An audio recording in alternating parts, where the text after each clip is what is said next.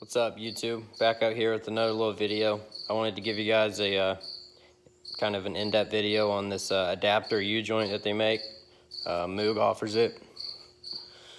It is Moog ball joint number 44. Moog ball joint. Moog U-joint. I don't know why I keep saying ball joint. Number 447. It's $16 from Summit. My dad ordered some parts on there. It was equaled over $100, so it was free shipping.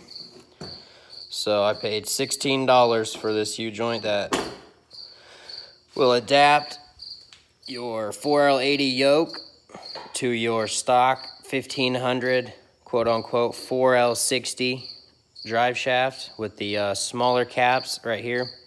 It has two bigger caps on the outside, obviously, for your 4L80 yoke, and then two smaller ones on the drive shaft.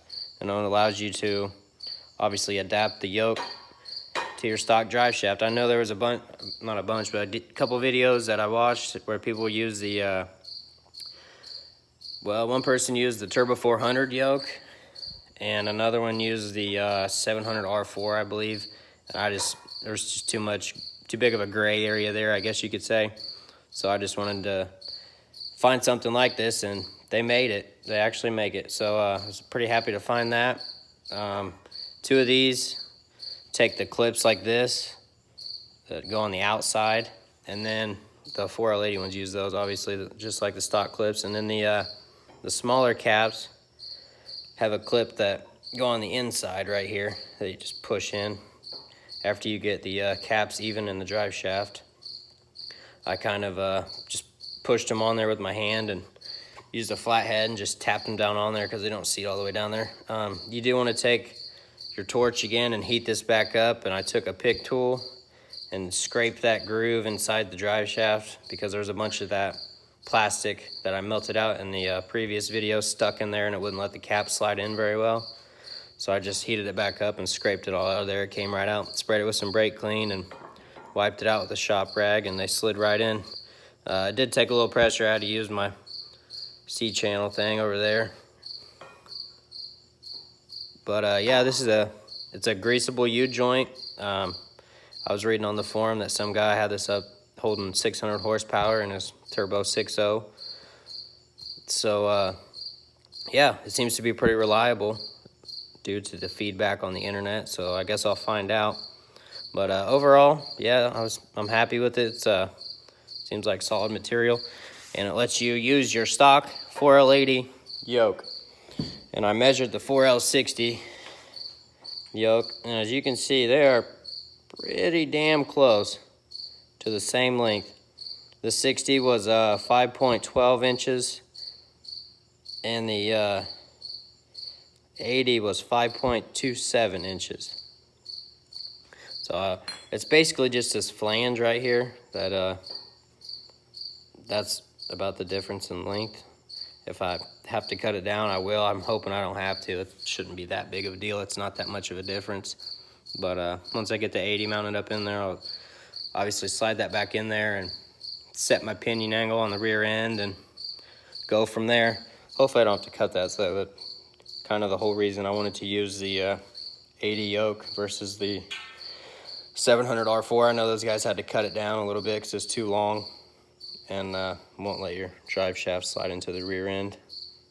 But yeah, seems to be a solid piece. I got my converter coming on the 6th. Well, it's shipping out on the 6th. Should be here by the 7th. But I've since also got a new filter. I got a new gasket thanks to eBay. They made it fit in this little box. They had it this way instead of that way, which probably would have saved some bends in the gasket. I also got these new line fittings for the side of the trans. I'll probably end up reusing the old gasket because it's more solid material than this new cork. I don't really like those. Seem to tear very easily. But yeah, she's moving right along. I had to pull my pan off because someone had a silicone right here. I don't know how well you can see that on the camera. There was a hole here, and they just siliconed it, and I obviously didn't want that. It was leaking. I had a slow leak, so I just welded a little patch right here with my dime stacks, as you can see. Great welds, but I checked it with water and everything, and she's not leaking, so it should hold up. Hopefully I didn't warp the pan when I was welding it. I took an air hose and blew on my welds after I welded, so hopefully cool it down and prevent from warping. But when I took the pan off, I noticed that the transmission fluid smelled horrible. I mean, I know transmission fluid isn't the best smelling thing, but this is just burnt. You could tell it was probably ran out of fluid when obviously that hole was put in the pan, and the vehicle obviously stopped moving, and they're, oh shit, what's wrong with my transmission? Oh, it's got a hole, just ran it out of fluid. So obviously the clutches are probably burnt in there. I've got a trans guy right up the road. I'm gonna take it to him this weekend. Hopefully I can oversee him doing that, so in the future I could maybe put those new clutch packs in there by myself. Hopefully I won't have to after this, but I still like to know how it's done. I've never had a transmission apart. I've never seen the inside of it really.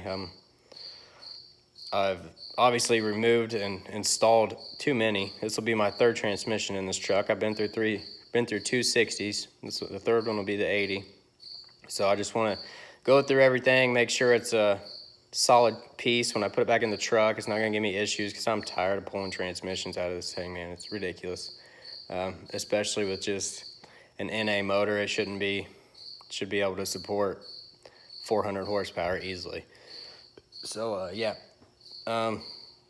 next video will probably be when I get the converter, just to kind of give an overview on Circle D and all that. Yeah, stay tuned guys. If you like this video, you find it helpful. I know I found that ujoint helpful, that adapter ujoint. I was very glad to come across that and not have to get a different yoke or anything. It makes the swap fairly easy as far as the drive shaft part of it goes. So yeah, if you like this video, give it a thumbs up. If you want to subscribe for more, subscribe for more. Stay tuned guys. Hopefully we'll see this thing on the road within the next 3 to 4 weeks or so. Thanks guys, have a good one.